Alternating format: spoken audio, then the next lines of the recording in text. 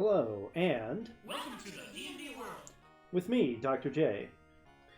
So, last episode, we made it to the Beastman caves, and as it turned out, they didn't want to be our friends. They just wanted to kill us, so we had to kill them instead.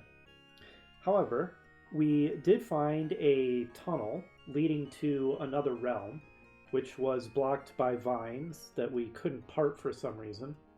So we returned to the Duke and Marmillion to get further orders, and now they want us to investigate that tunnel, and Marmillion has given us some kind of magical withered vine that will part the vines for us. And if we're lucky, maybe on the other side, we will find a sentient species that's more interested in befriending us. We did find a human woman living among the beastmen for some reason, and although she too just wanted to kill us, perhaps, if we can find another tribe of humans, they might be more promising as allies than things like beastmen or minotaurs. So that's going to be our objective now. Before we get started, once again, let's go ahead and view the monsters that we fought last time to continue filling out our bestiary. Now, I'm not going to dwell on these for too long this time, because I think we've already discussed most of the major points. I think this is just about every variety of Beastman that we can encounter in this game. The reason that I'm not showing any official stats for those is because I don't have any. I only have the hint book stats for them. I'll only point out it's quite interesting that even Uklangor, who kind of serves as a boss, has a random hit point value. Now, it seems a strange design decision to me to determine a boss character's hit points randomly, because he could end up with a really low result and be quite trivial to defeat. And also that here we can see the stats for the shaman that we killed, and it's no wonder the fight was so anticlimactic, because look at those stats. Not the toughest enemy in the world. And finally, over there on the right, we have both hint book and official BX D&D versions of the tiger stats. It is no wonder that thing killed, I think it was Greldon, if I remember correctly, because it is pretty much tougher than Uklangor, who as a boss is supposed to be one of the toughest creatures that we've encountered so far, but the tiger was even tougher than him. As I said, the fact that cat enemies get 3 attacks makes them really dangerous. Oh, and I almost forgot to mention that I also got one more level on Draven. And I checked the magic shop to see if it had anything interesting for sale now that I had another level on my magic user. It didn't. And so, with the preliminaries out of the way, I'm going to begin the longish journey back to the Beastman Caves, and I'll edit parts out if we go long distances with nothing interesting happening. There's a caravaner who kind of acts as a quick teleport to places we visited in the past. I could use him to cut out the journey, but he's expensive, and I want to hang on to my money to make sure that I have a greater chance of being able to afford good equipment or spell scrolls when they come up for sale. So I'm not going to use that guy. It doesn't really take that long to get around.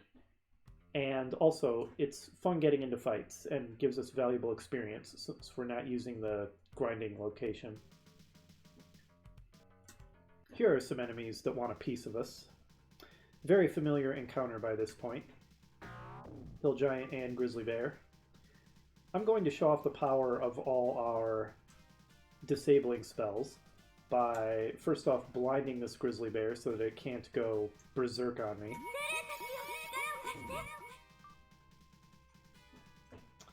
And I also have Light and Darkness on Draven. Unfortunately, I don't have any second level spells on him because none are for sale and Lucia keeps greedily scribing them all, leaving none for poor Draven. You need to calm down there, Lucia. Okay, they're both blind, so this fight is over. Now I'll just beat them to death. You might say it's cowardly, I say it's smart tactics. Stab it with your magic dagger, Draven. Blinded enemies might not be able to fight back, but that doesn't mean we can hit worth a dang yet. We are still pretty low level. Now, it's quite obvious that level affects our hit points, and for spellcasters, it affects how many spells they have. It's not the only thing level affects. I don't think the game tells you this in any way, shape, or form, which is a bit of questionable design. But characters' chance to hit also increases with level, but not in a particularly sensible way. In newer editions of D&D, your chance to hit with attacks goes up in a nice, sensible pattern. But in BX D&D, it's like this weird step function where, and I'm going off memory here, so I could be remembering incorrectly, but I think for fighters and characters like fighters, such as dwarves, their chance to hit improves by 3, or is it 2? It might be 2 when they hit 4th level. And then it improves by another 3, giving them a total of +5 when they hit 7th level. So it's odd how they go a really long time without improving at all, and then all of a sudden they get improvements by multiple amounts. And I can't wait for that to happen because, my goodness, do my guys miss a lot right now. They really need schooling in how to use their weapons. Oh, the life of a low-level D&D party. Jeez, guys, it's blind! Kill it already! And that's another level for Dimsdale, 33 hit points. What a hunk of dwarven meat shield that guy's turning into.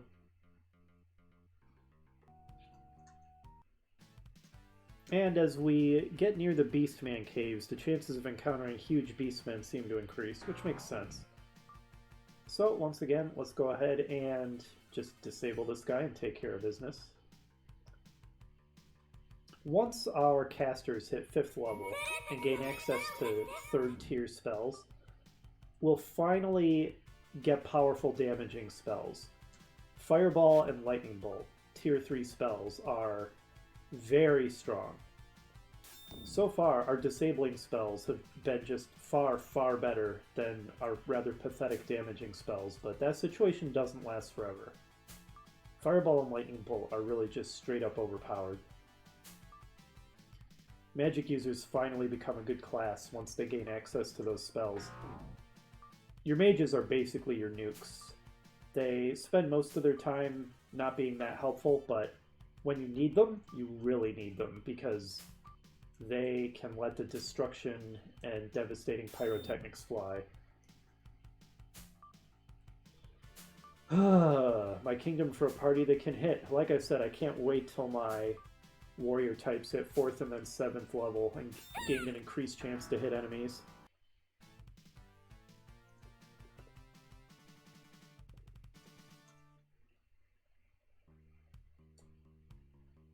And we're back.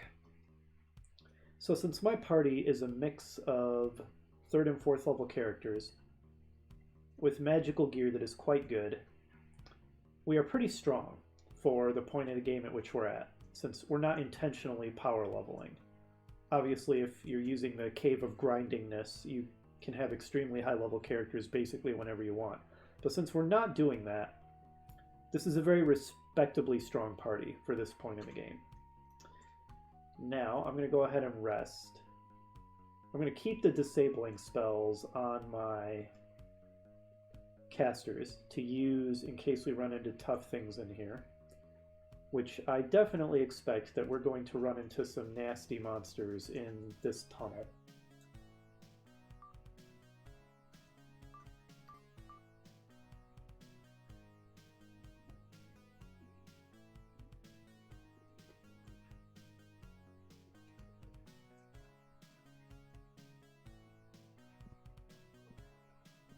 Now, a lot of the time, monsters in indoor areas respawn. That's usually the case. However, there are some exceptions. Like, once Uklangor is dead, we never see him again. Or his mate Kakatizu, or whatever her name was. Alright. A tangled mass of vines blocks the northern passage. We have returned. And the vines separate at the touch of the withered vine, allowing you to pass. I wonder if it's possible to drop and lose the Withered Vine and not be able to go back through, or if you can just always pass through it now. Looks like we can just always pass through it now. Oh, here's a nasty, a carrion crawler. This is a very classic D&D monster. It can be pretty threatening, and we see why immediately. Because it can paralyze your characters. Poor Dimsdale has been paralyzed, or as the game calls it, probably due to a lack of text space to use, he is now stuck. I may be viewing the map a lot in here because it has the potential to be pretty confusing.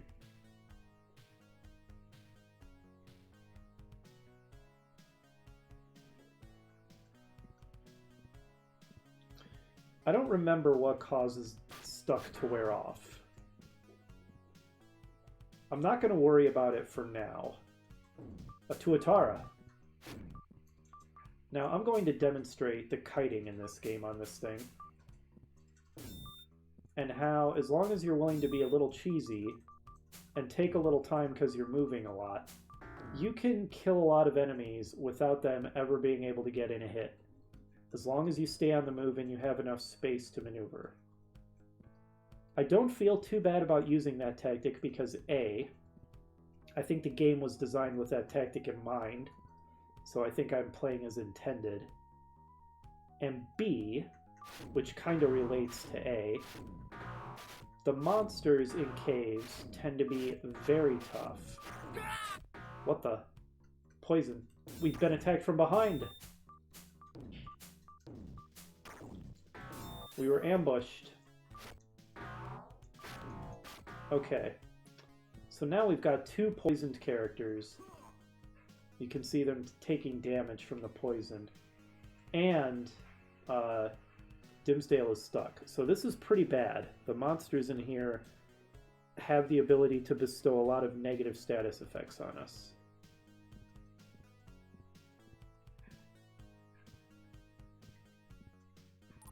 Thankfully, there are very convenient potions of cure poison in here, which we're going to make immediate use of. There's no reason to hang on to them. Use them when we need them.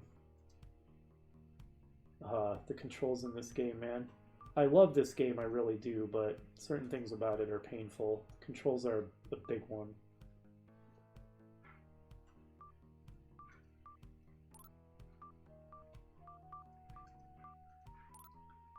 Okay. Dimsdale is still paralyzed, but at least he and Greldon are no longer poisoned.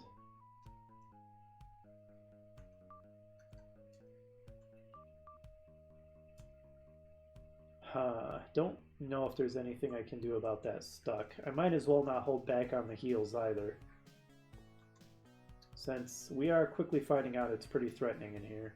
So even though kiting works really well in this... Did he just restore... Oh! So Cure Light Wounds also restores paralysis. You know, I think I remember reading that in the official rules, but I had forgotten about it. Okay, so that's how you get rid of that. Good to know. Good to know. Alright, that makes Cure Wounds a little bit less useless as well. Excellent. Making good use of our healing capabilities. Of course, now Greldon's out of healing after doing that little bit. We've discussed the relative uselessness of clerics for low-level healing. They eventually get better at it, but it takes a while. Alright, so this was a nice little secret area that allows you to deal with the poison situation if you're able to find it. They did kind of hint about that spider being there with those webs, so fair play. Oh, another boulder that requires the gauntlets of ogre power to move. We tip a large rock and squeeze by. Good job, Dimsdale. Small but powerful, that's dwarves. Whoa, hey there, young owlbears. Alright, Greldon just took quite a lot of hits. I'm gonna kite these guys like there's no... Okay, they're dead. Never mind.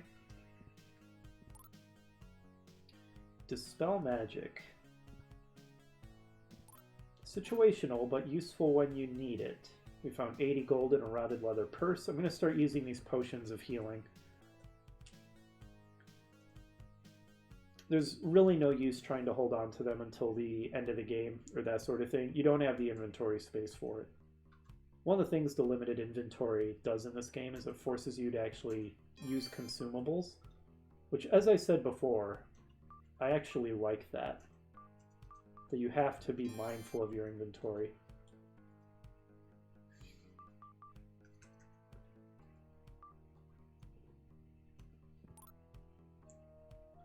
Might as well use that one too.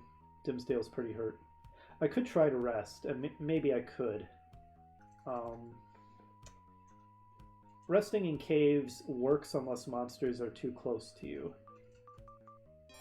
But right now I'm not even bothering to try. Like I said, if I'm not going to be able to hold on to those healing potions, I just don't have the inventory space for it. So I might as well make use of them.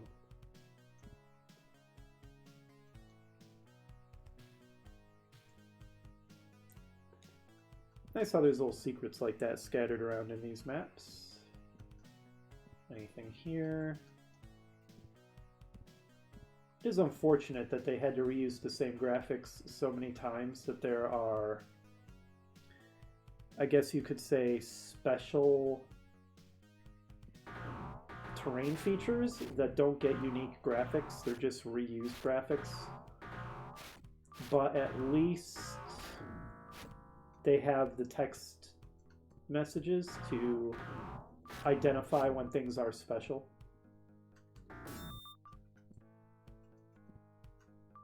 Come on. Oh, I tried to kite, but I was kiting right into enemies. Kiting is very strong. I think I'm demonstrating that, but it has its risks. Because you can end up retreating right into further enemies and then getting flanked and attacked from two sides. That happened to me while I was fighting with Clangor, and I got attacked from behind by captains, and that's when we lost Draven. So there are risks with using this tactic.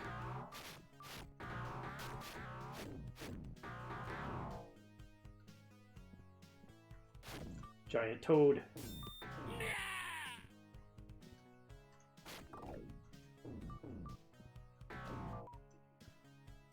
And yeah, some caves throw a lot of very tough enemies at you, tougher than you would think you should have to face for your likely character level. So that's why I think that the game designers had all this kiting in mind for some of these caves, because you're unlikely to be able to face some of these enemies if you're not doing it. And it is a bit of a test of skill sometimes. Can you keep your cool? Keep a sense of situational awareness. Be quick on the buttons to turn and pivot the way you need to. So it is a way to make the combat more dynamic than if you're just sitting there mashing the attack button over and over. Basically just relying on the random dice rolls with no tactics whatsoever. So I do kind of like it. It's always good when games throw in ways to make the combat more than just an RNG battle. And then sometimes the enemies just sit there and take it while you endlessly throw ranged attacks at them, and that's somewhat more questionable game design. Alright, did I kill it, or did it finally wise up and... Okay, it wised up and went around the corner. It's probably waiting to bite us as soon as we move around. Alright, I'll risk it. Not the most responsive creature, is it? Okay, finally. Ooh, it gets a lot of attacks. That was damaging. Ooh, it's tough.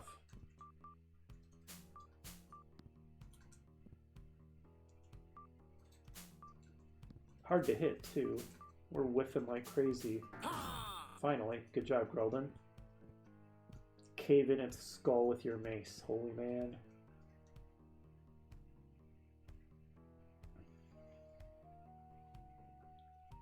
Confusing layout and quite large. You could almost say this is the first proper story dungeon of the game. I mean, really, that is the Beastman caves. But they're a little different in character since it's just a few mini caves that are interconnected. They don't feel quite as sprawling as this tunnel does.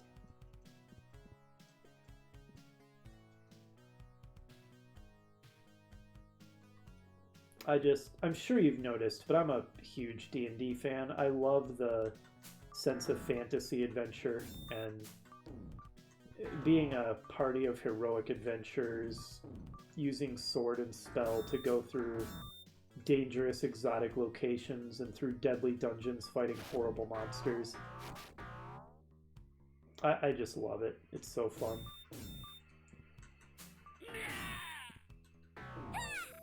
I'm glad to live in an era where this exists.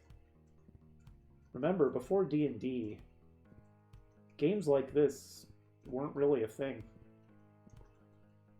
Everybody who likes RPGs owes quite a debt to Dungeons and Dragons. I mean, maybe another game would have come along eventually, but who knows how long that might have taken. You know? And there's no such thing as what if. There's only what is, and it's D&D that was the pioneer, not some hypothetical other game that might have existed were it not D&D. So confusing down here. What a labyrinth.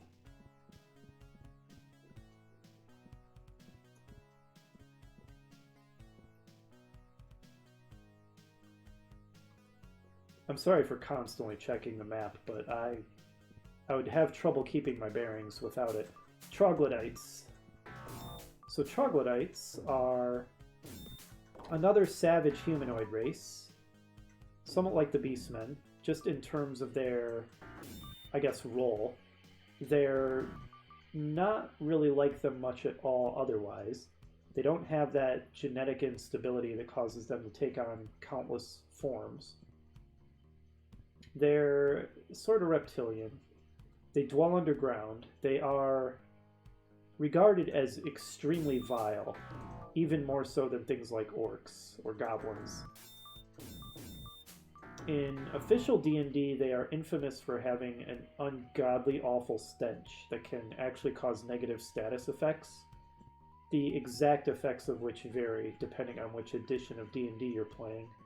I don't think anything like that is implemented in this game.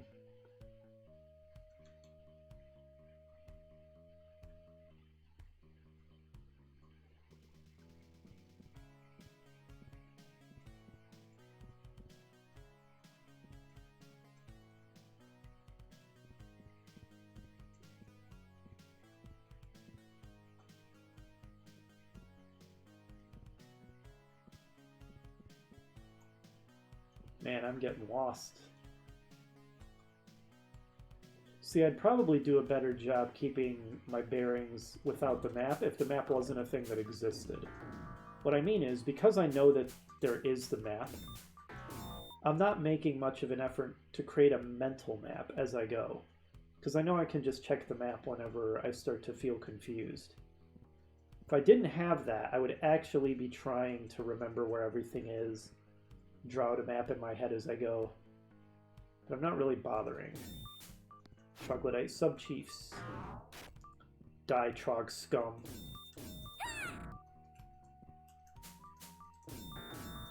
My party is doing extremely well overall. We've had a couple of rough moments, and Dimsdale is down hit points quite a bit.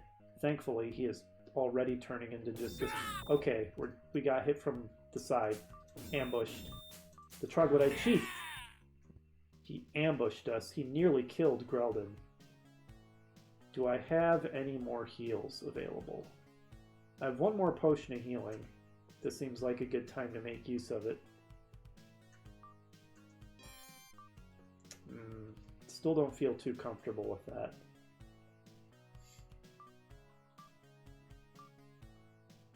But it looks like I've blown through all my healing items and spells. I never cast Bless. That wasn't very smart. Why the heck didn't I? Oh well, better late than never. Holy word.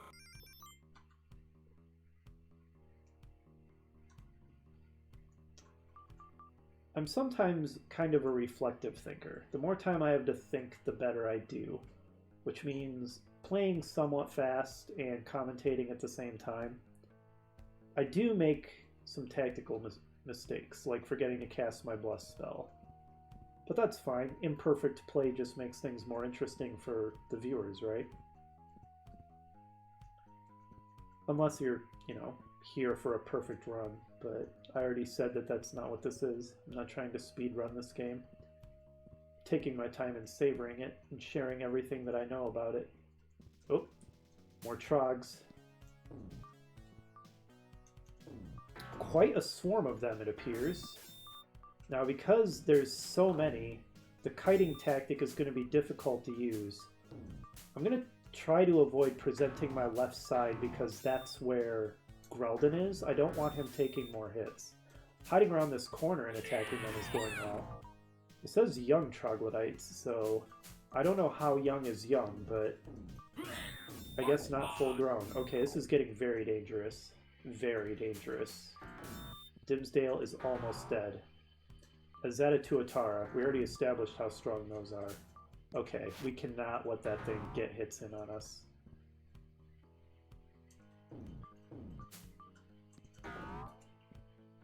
Gotta kite it. Gotta kite it. Okay. I'm going to try to be a badass and make it through this cave without resting even once. That may be unwise, that may get people unnecessarily killed, but I've just suddenly decided I'm going to have that little challenge for myself since I haven't rested even once. These young trogs are just fodder for my blades. Now I remember there is a huge, terrifying creature in here. I haven't used any of my disables yet. I think it might be time to prepare Entangle, because I think we might be getting close to it. Because it will one-shot characters, even at full health. It is a terrifying beast. Thankfully, we have the incredibly overpowered disable spells. So that will make short work of it, and it will be a giant pile of experience points for us.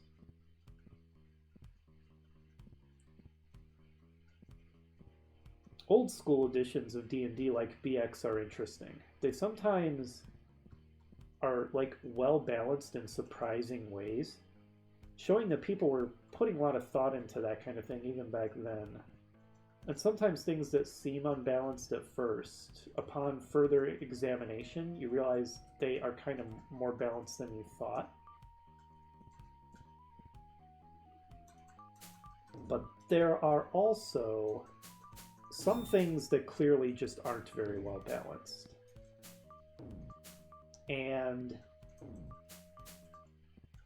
at least in the way it's implemented in this game, Warriors of Eternal Sun, the balance around Entangle, Light, Blindness, or Darkness is very poor, because those spells are way too strong. Entangle especially, you can just take out anything with that. And it's only a second level spell. So that's really just all kinds of crazy. A haste scroll. None of us, I think, are high enough. Oh god, this is the really tough enemy I was talking about. The Phobosuchus, if that's how it's pronounced. I guess this is... Alright, we entangled it, now we're just going to beat it to death, and someone's going to get a lot of experience points from this thing. Lucia with another very poor level up. Only 3 hit points. Her hit points are becoming a problem, but I'm not going to save Scummit yet. That is definitely not ideal, though. How high is she now? 4th, I think? Yeah. Everyone in the party is now level 4 except for poor Draven, who has trouble getting levels because his attacks are so weak. But I guess the Phobosuchus is a real genus of extinct super large alligator that grew to be over 30 feet long. So that's another Lost World type enemy that we encountered just now.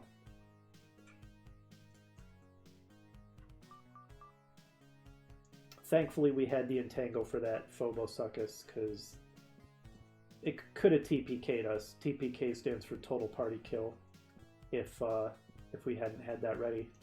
Okay, I think that's it. I think that's the end of the cavern.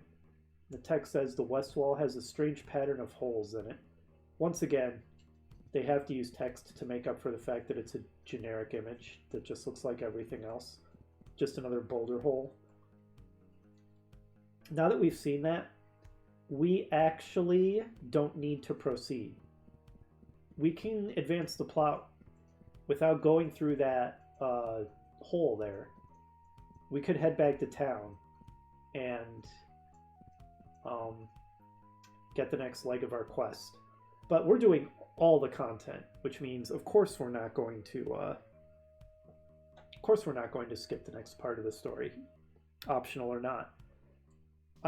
So we have officially cleared the entire tunnel without resting even once. So congratulations to us. I'm going to go ahead and rest up. See if I can memorize any additional spells. I'm actually going to prepare sleep now. And can I prepare another entangle? I can. As if Lucia wasn't overpowered enough. Though again, those hit points are not doing her any favors.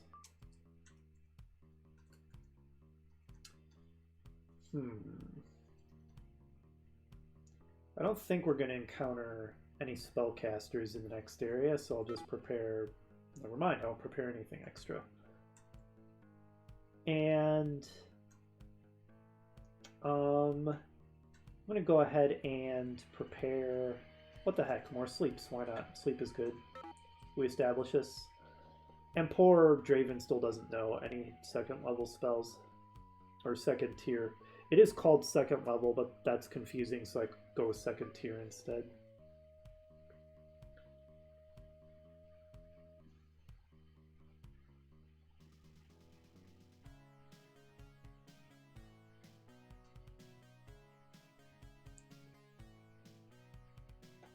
So this is one last point I'll make, and then I'm going to conclude the video.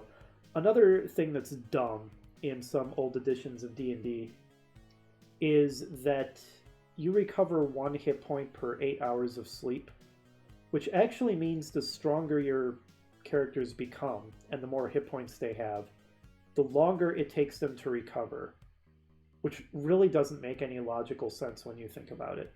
I always hated that rule. If I were to play BX D&D again, which I probably wouldn't, because even though I like it, there are better editions of D&D nowadays, that is something I would definitely house rule. Anyway, we did it. We cleared the tunnel. Welcome to the swamp. We're going to go ahead and save here. Do we have a map of this place? No, we do not have a map of this area yet. And we're going to see what kind of threats lie in wait for us in the next episode. Hopefully you'll join me for that, and have a good one, everybody.